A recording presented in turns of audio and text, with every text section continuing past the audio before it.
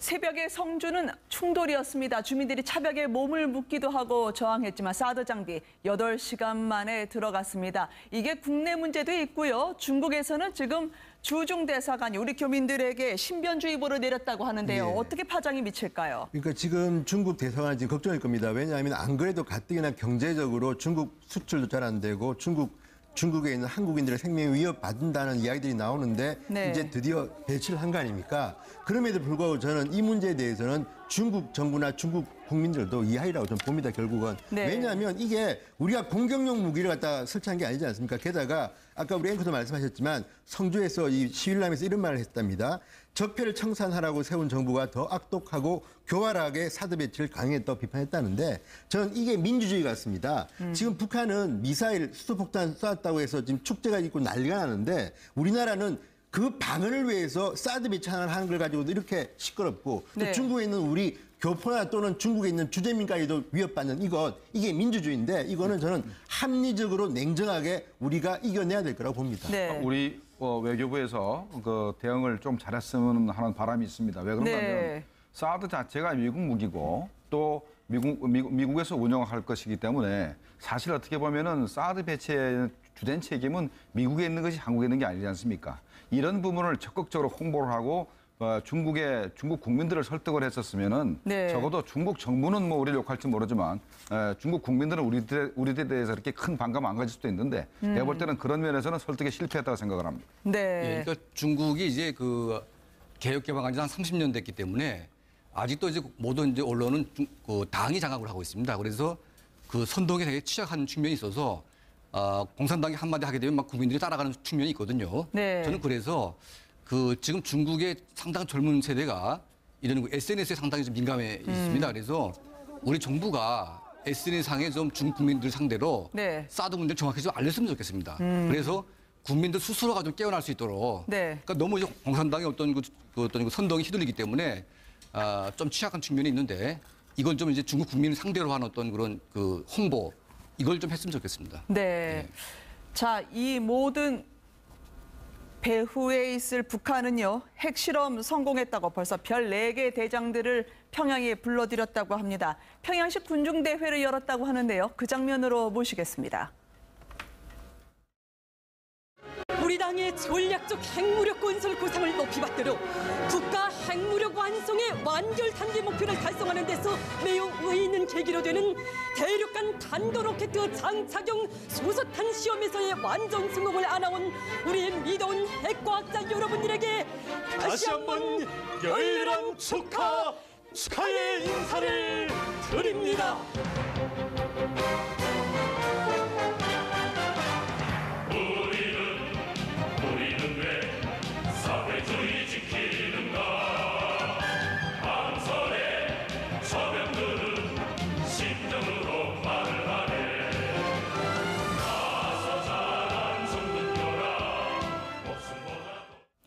군인들이 전면에 등장했습니다. 사성장군들 성공했다고 꽃다발을 받는 모습이 오늘 연이어 포착이 됐거든요. 네, 참 신기한 노릇인데요. 네. 당 군수공업부가 민간인 조직입니다. 그런데 이제 그래요? 군복을 입혀가지고 별 4개를 달아, 홍승무한테는 별 4개를 달아주고 네. 이공섭한테는 별 3개를 달아줬습니다.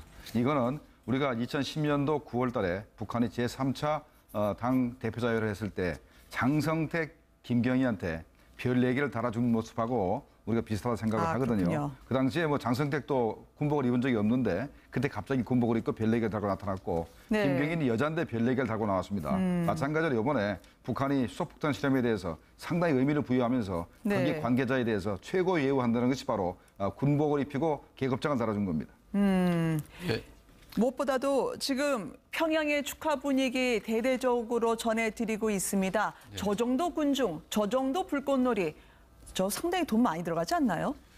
그러니까 뭐 돈보다는 네. 사람 동원에 이제 피로감이 쌓이겠죠. 아, 네. 그러니까 이제 저 정도면 사실 약한 거고요. 네. 원래 이제 그 김정일 때에는 그 10만 퍼레이드를 하는데 네. 이게 집단 체조라고 해가지고 매스 게임을 하는데 그 아이들도 동원되고 어른도 동원되는데 그걸 아마 김정은 시대에 와서 이제 없앤 측면이 있고요. 네. 지금 하는 거는 이제 한 2, 3만 명 정도 동원됐는데 이 정도 규모는 사실은 큰 건 아닌 것 같습니다. 네. 근데 그럼에도 불구하고 특별한 날은 아닌데 그 핵실험을 했다고 해서 저렇게 네. 이제 하는 것은 약간 이례적인 측면은 있습니다. 아, 저거는요, 제가 볼 때는 김정은이 나름대로 과학자들에 대한 배려를 한 것 같습니다. 그러니까 지금 별 4개도 있지만 별 3개를 이번에 다른 이 리용스비는 핵무기연구소 소장입니다. 그러니까 지금 이 지방에 있던 과학자들을 대거 불러가지고 저 자리에 초청했다는 걸 보면 김정은이 나름대로 본인은 굉장히 흥분해 있는 것 같습니다. 그리고 네. 실질적으로 결과만 가지고 보면 어쨌든 북한이 엄청난 핵 실험을 성공한 거 아닙니까? 그러니까 준비된 이제 모든 것을 쏘아 부어가지고 핵 과학자 이런 사람들을 지금 하는 건데요. 네. 어쨌든 김정은 우리가 휘하화하기도 하는데 어쨌든 이 결과만 가지고 보면 미국 정보 미국의 정보통들도 예상 못한 수소폭탄급 핵 개발을 했다는 거는 정말 지금 김정은 본인은 지금 굉장히 흥분해 있는 거는 틀림없는 것 같습니다. 그러다가 이제 축포로 쏜 거 자체가 네. 돈 들여 사는 거 아닙니까? 저게 수십억은 들거든요, 우리 돈으로. 네. 그러면 저게 북한이 축포로 쏘는 게 1월 1일 날 쏘고 216, 4.15 이때 쏘는 건데 현재 수소폭탄 쏜 거 자체가 굉장히 북한의 의미가 있다는 것을 저게 바로 반증하는 것입니다. 네. 저런 축제 분위기와 대조적으로 지금 풍계리 인근의 방사능, 건물 붕괴, 지진 여파가 상당히 주민들에게 위협이 되고 있는 것 같습니다. 조금 네. 전에 속보만 하더라도 풍계리 쪽에 100명 넘는 주민들이 투입이 됐다. 아마 갱도 보수 작업일 것 같은데요. 아파트까지 피해 상황이 속속 전해지고 있어요. 그러니까 제가 보건대는요. 아마 이제 그 풍계리하고 바로 밑에 있는 이제 길주군이라는 작은 이제 그 군이 있는데 네. 적어도 꽤 많은 사람들이 살고 있거든요.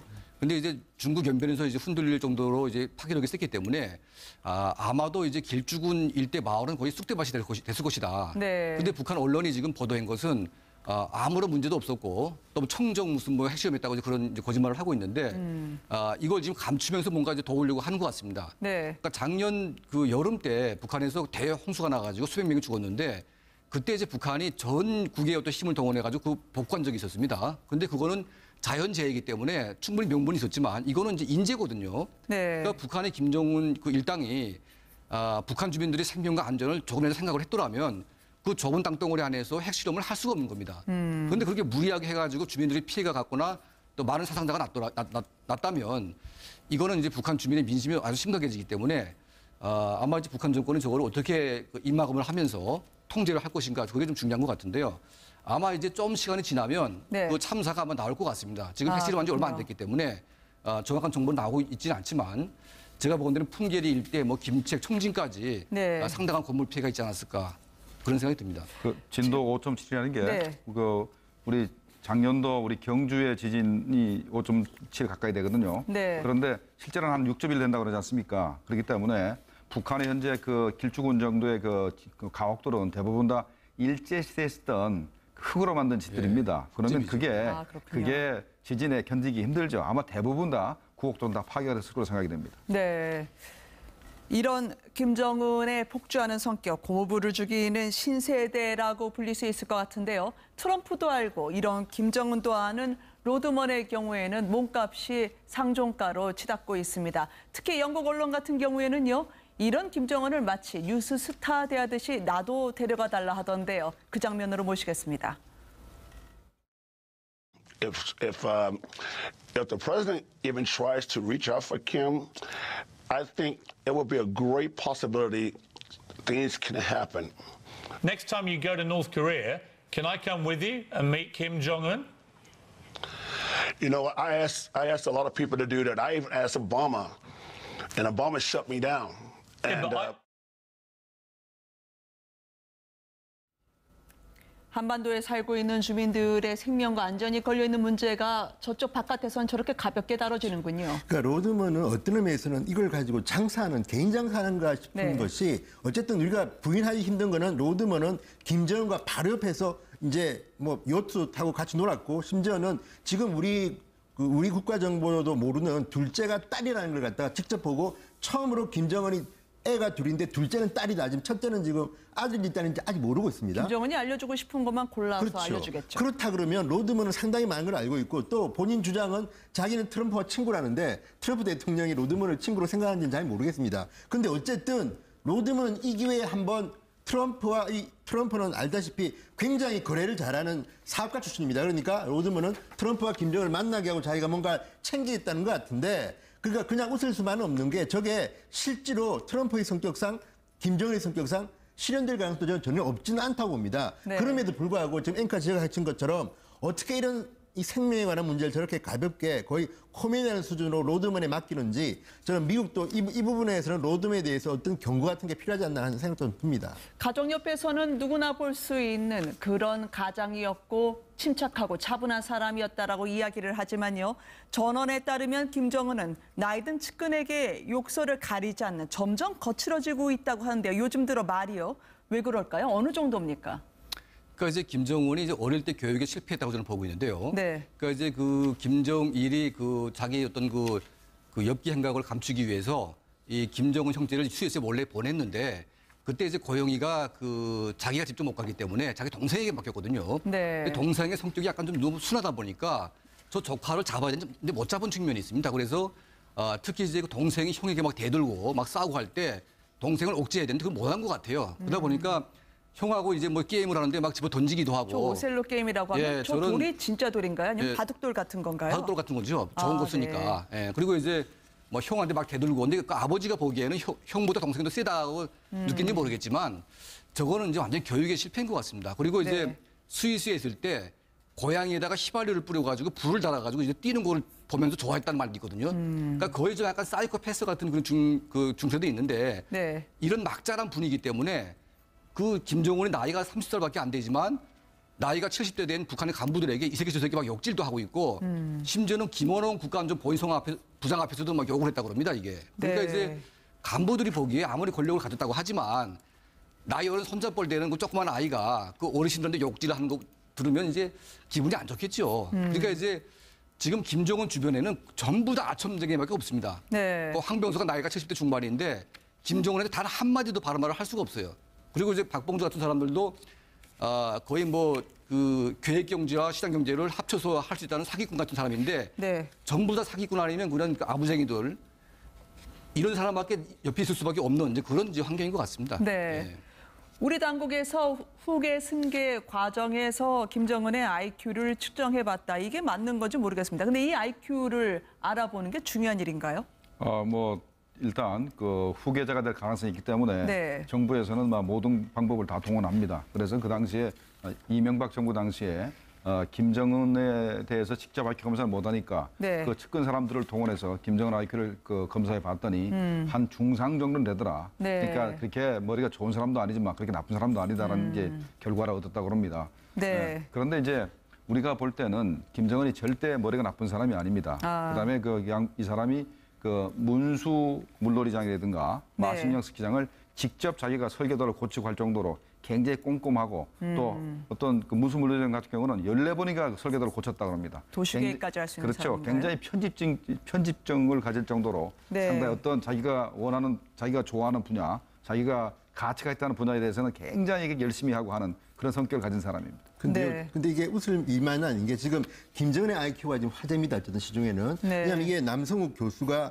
자유한국당 의원들을 대상으로 안보 강연에서 이야기를 했는데 낫소배드입니다. 결과적으로는. 그러니까 그렇게까지 나쁘지 않고 중상 이상으로 나왔다는데 그러면 자 김정은의 IQ가 좋으냐. 그런데 스위스 유학했을 때 성적을 보면 시험 적어도 공부하는 성적은 아주 안 좋다. 그러면 뭐 또 다른 표현으로는 뭐 감성적 지수, 좀 잔머리 지수 이런 것들이 있는데 네. 어쨌든 김여정이나 김정은은 유학파입니다. 그리고 나름대로 그 아버지 세대나 할아버지 세대하고 다르게 굉장히 사람들이 다루는 것도 나이치고는 능숙하다는 이야기가 많이 나옵니다. 그렇다면 김정은이 그 IQ를 가지고 그 권력을 어떻게 유지할 것인지 또는 네. 그걸 가지고 지금 미사일 실험을 어떻게 할 건지 그래서 저는 이 김정은의 IQ 또는 김정은의 이 네트워크에 대해서는 지금 우리 국정원이나 상당히 좀 더 치밀하게 조사할 필요도 있을 것 같다는 생각이 듭니다. 트럼프 입장에서는 김정은을 대화를 물론 할 수도 있고 뒤에서 거래도 할 수 있지만 돈줄을 재고 손발을 묶는데 대대적으로 나선 것으로 보입니다. 그런데 김정은의 금고가요. 지난 2013년 분석에 따르면 중국, 러시아, 스위스까지 우리 돈으로 5조 정도나 될 것이다. 차명 계좌로요. 도대체 이런 돈을 어떻게 확보를 했던 거고요? 어떤 형태로 숨기고 있는 겁니까? 예, 그러니까 이제 북한의 그 39호실이라고 있습니다. 이제 이건 네. 이제 김정은의 개인 비자금을 만드는 것인데, 네. 39호실의 핵심 자금줄은 이제 금괴를 만드는 데입니다. 그래서 이제 평화문도 그래요? 종주시에 북한 최대 재련소가 있는데 여기서 이제 연간 꽤 많은 양의 어떤 굼이 나오고 있는데 네. 이 굼은 전부 다 김씨 왕조의 개인 비자금으로 쓰이기 때문에 이 돈의 액수를 알 수는 없습니다. 네. 그러니까 뭐 스위스 또 은행에 조금 되기도 하고 또 이제 주석궁 밑에 지하에다가 이제 궁계를 갖다 감춰놓는다는 말도 있는데 그 액수가 이제 뭐 다 동결될 정도로 하게 되면 이제 좀 시간이 걸릴 것 같은데요. 근데 네. 일단은 문제는 뭐냐면 그 중국이 지금 금괴 수출이나 연화연 수출 또 석탄까지 다 전부 다 막았기 때문에 지금 그 김정은이 가지고 있는 자금 가지고 버티기는 뭐 한 몇 년 갈 것 같지만 네. 당장 지금 어려운 것 같습니다. 그 비상금을 풀지는 모르겠습니다 지금. 네. 지금 저 40, 50% 어떻게 계산하냐면 네. 북한이라는 표시된 그 공간에서 그 바깥으로 나간 돈하고 네. 들어간 돈을 차액을 계산해서 우리가 그 쭉 통계를 내면 이게 돈이 나오게 돼 있거든요. 그래서 40, 50% 나오는 거고 그런데 자기 아버지한테 받은 돈이 40, 50% 되는 거지. 네. 현재 김정은 수준의 돈이 얼마큼 있느냐는 부분인데 그 북한이 연간 한 10몇억 불씩 그 항상 적자가 났기 때문에 네. 아마 상당 부분을 소진하지 않았나. 이제는 아마도 김정은이가 마지막 막바지까지 온 거 아닌가 생각이 들기 때문에 실제로 현재 남은 그 수중에 남은 그 비자금은 액수가 굉장히 적을 거라고 생각이 됩니다. 사실 아무도 모르는 거 아니겠습니까? 그렇게 많은 전자제품, 호화 양탄자, 그리고 화장품, 향수까지 끝도 없이 바닥도 드러내지 않은 상태로 소비 행태는 계속 보고가 되고 있거든요. 이게 구체적으로 이제 8,500억 원이라고 그러니까 김정은이 호화 사치품에 수입하는 돈 액수가 나왔는데 이게 데일리미러라고 영국의 신문이 보도한 걸 보면 굉장히 구체적입니다. 네. 기쁨조의 속옷에만 10억 원을 든다는 겁니다. 그러니까 제가 볼 때 이 사치품을 하는 거는 김정은이 한다기보다는 김정은을 둘러싼 권력층에 대해서 권력 유지를 위해서 돈을 쓰는 게 아닌가 싶은데 어쨌든 지금 두 분 말씀처럼 이 돈은 계속 줄어들 거라고 저는 봅니다. 왜냐하면 제일 최근에 나온 게 그거 아닙니까? 외화벌이 하는 그 노동력 수출이 이제 끊길 예정이다. 오늘 문재인 대통령도 푸틴한테 그런 이야기 했지만 만약에 이런 것들이 끊기게 되면 김정은의 이 돈줄은요. 저는 몇 년 지나가면 아마도 상당히 줄어들 거기 때문에 김정은 개인도 그 일가도 아마 상당히 고통의 시절이 올 거라고 저는 봅니다. 네. 그래서 북한이 자꾸 미사일을 그 굉장히 빠른 시간에 쏘고 네. 핵실험을 막 이제 서둘러서 하고 가는 것 자체가 북한이 더 이상 그 유엔의 제재를 견디기 힘들고 또 자기가 아버지한테 물려받은 그 비자금도 많이 소진했기 때문에 네. 시간이 없다 생각하는 것 같아요. 그래서 그 굉장히 그 속도를 빨리 내서 도발하는 것 같습니다. 아니 러시아 입장에서는 어떻게든 북한을 감싸고 싶어 했던 것 같습니다. 푸틴 대통령도 그렇게 인민 착취로 비자금을 마련하는 외화벌이 노동자 이것 좀 차단해달라고 하니까 민생에 도움이 안 될 거다. 이거 이해하지 못할 장광설인데요. 여전히 북한에게는 러시아가 방패가 되겠어요. 그러니까 지금 그 해외 인력 수출의 최대 그 숫자가 러시아로 가고 있고요. 네. 또 러시아 정부가 이제 북한 인력에 대해서 상당히 적극적으로 받아들이고 있습니다. 그래서 북한은 지금 거의 러시아의 명줄을 메고 있는데 저는 이제 그 해외 인력을 끊는 데는 동의하지 않습니다. 왜냐하면 지금 김정은 정권이 해외로 내보내는 것은 내보내고 싶어서 내보내는 것이 아니라 정말 돈이 없기 때문에 내보내는 거거든요. 네. 그런데 한 사람이 해외에 나가서 보고 듣는 것들이 보고 듣고 이제 내부로 들어가게 되면 그 소식을 10명, 100명에게 전파가 되기 때문에 네. 제가 보건대는요 더 많이 나오게 해서 그 나온 사람들에게 자유와 인권을 주는 노력을 해야지 그걸 끊어버리게 되면 더 폐쇄가 된다고 저는 보고 있습니다. 그래서 물론 이제 들어가는 돈도 있겠지만 북한을 오픈시키고 북한을 내부적으로 변화시키려면 네. 좀 더 많은 사람들이 나오게 해가지고 나온 사람들을 이제 해당 국가에서 임금 권리라든지 또 이제 자유로운 어떤 그런 행동의 자유라든지 이런 것들 주도록 노력을 하게 되면 훨씬 더 효율적인 압박 효과가 저는 크다고 보고 있습니다. 네. 요즘 중국에 나와서 외화를 버는 그 중국 간부들 사이에서는 김정은을 작은 대방이라고 부른다고 하는데 이게 무슨 뜻입니까? 이게 대방이라는 것은 그 네. 무역 파트너라는 뜻이거든요. 네. 작은 대방 그러면 굉장히 모욕적인 말입니다. 그러니까 작은 대방이라 했으니까 좀 시원찮은 녀석, 굉장히 그 이렇게 하대하는 그런 의미로 이제 그 김정은을 부르는데 이거는 내가 볼 때는 중국 사람들은 자기 내 국가 원수에 대해서 그러니까 시진핑에 대해서는 말을 함부로 하지 않습니다. 네. 상당히 존대하고 우리 과거에 우리가 임금님을 그 생각했던 듯이 이렇게 시진핑을 대하는데 김정은도 북한의 최고 지도자 아닙니까? 그러면 자기들이 자기 우방국의 국가 원수면 상당히 예우를 해야 되는데 네. 작은 대방이라고 부르는 것 자체가 완전히 뭐 김정은을 무시하고 국가 원수에 자격이 없다고 이렇게 하대하는 것으로 봐야 되겠습니다. 네. 잠시 뒤에 문재인 대통령 소식도 또 전해드리도록 하겠습니다. 북한 소식은 여러분들께 들었습니다. 감사합니다.